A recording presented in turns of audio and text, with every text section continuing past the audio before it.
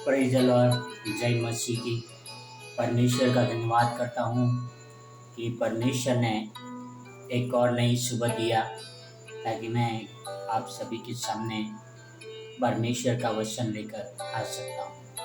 परमेश्वर महान और अनुग्रहकारी है। परमेश्वर प्रेम करने वाले हैं।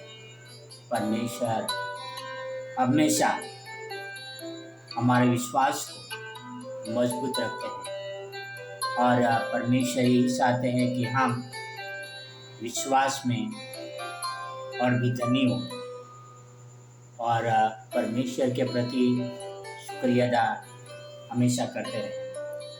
भाई और बहनों और मित्रों, कल हम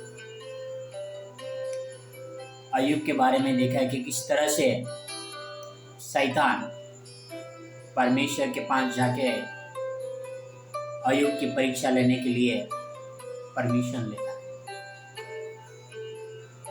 हमने देखा कि अय्यूब की जैसा धनी व्यक्ति उस समय सारी पृथ्वी पे कोई नहीं था, जिसकी गवाही परमेश्वर खुद देते हैं कि तूने क्या मेरे दास अय्यूब पे नजर डाला, उसके समान सीधा और खरा सीधा से चलने वाला कोई तुझे मिला। भाई और बहनों मित्रों, आगे क्या होता है कि शैतान परमेश्वर से परमिशन लेता है और वहाँ से निकल पड़ता है, जाके वो अय्यूब की परीक्षा और वह किस तरह से अय्यूब की परीक्षा लेते हैं। आओ हम वचन से पढ़ते हैं। अय्यूब 1 में 12 से लेके 21 तक, जॉब 1 12 to 21।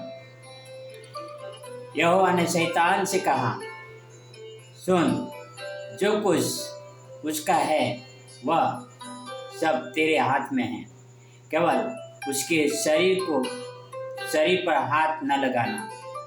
तब शैतान यहोवा के सामने से चला गया।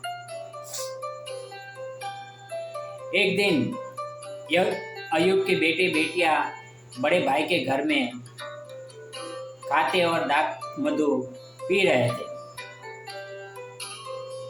तब एक दूत अय्यूब के पास आकर कहने लगा,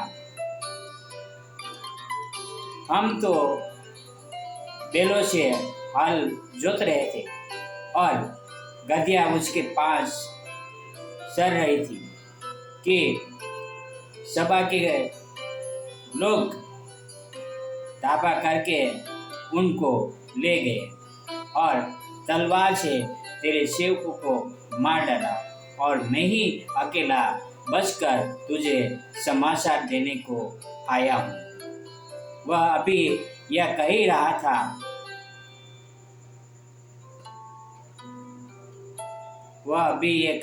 था कि दूसरा भी आकर कहने लगा कि परमेश्वर की आग आकाश से गिरी और उससे भेड़ बकरियां और सेवक जलकर भस्म हो गए, और मैं ही अकेला बचकर तुझे समाचार देने को आया। वह अभी यह कह ही रहा था कि एक और भी आकर कहने लगा कि कसदी लोग 3 गोल बांधकर ऊँटों पर धावा करके उन्हें लेकर और तलवार से तेरे सेवकों को मार डाला, और मैं ही अकेला बचकर तुझे समाचार देने को आया हूँ। वह अभी यह कह ही रहा था कि एक और भी आकर उन्हें कहने लगा, तेरे बेटे बेटियां बड़े भाई के घर में खाने और दाख मधु पीते थे कि जंगल की ओर से बड़ी प्रचंड वायु आई और घर के चारों कोनों को ऐसा झोंका झोंका मारा कि वह जवानों पर गिर पड़ा और वे मर गए, और मैं ही अकेला बचकर तुझे समाचार देने को आया। तब अय्यूब उठा और भागा पड़ा, सिर मुंडाकर भूमि पर गिरा और दंडवत करके कहा, मैं अपनी माँ के पेट में नंगा ही निकला और वही नंगा लौट जाऊंगा। यहोवा ने दिया और यहोवा ने ही लिया, यहोवा का नाम धन्य है। भाइयों बहनों और मित्रों, यहाँ पर हम देख रहे हैं कि एक के बाद एक आकर अय्यूब को बैड न्यूज दे रहे, बुरे समाचार दे रहे। पहला आके बोलता है कि किस तरह से कुछ लोग आते हैं और किस तरह से वो बेल जोतते होते हैं और उनकी गतियों को लेके चले जाते हैं, और किस तरह से दूसरा आके बोलता है आकाश से एक आग बरसी और तेरी भेड़ बकरियां भस्म हो गई और मैं ही बस अकेला बच कर यहाँ पर। और किस तरह से तीसरा आके बोलता है कि कुछ दल आए और सब ऊँटों को गोल बांध कर वो लेकर गए। चौथा आके समाचार देता है कि तेरे बेटे बेटियां पाई के वहां पर खा पी रहे थे, जंगल से एक प्रचंड वायु आई घर में और सबको मार डाला। भाई और बहनों और मित्रों, शैतान के पास कितनी ताकत है। वो अपनी ताकत दिखा रहा है अय्यूब के ऊपर, और किस तरह से अय्यूब यहाँ पर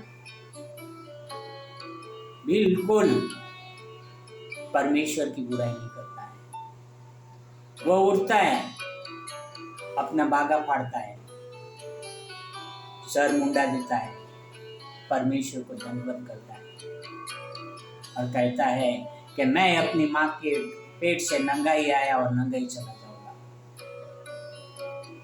उन्होंने परमेश्वर की कोई बुराई नहीं की। भाई और बहनों और मित्रों, हमारे जीवन में कभी नुकसानी होती है, हमारे जीवन में कोई डेथ हो जाता है या हमारे जीवन में कोई बीमारी आती है, तो हम क्या करते हैं? हम परमेश्वर को कोसने लगते हैं कि ये मेरे जीवन में क्यों आया।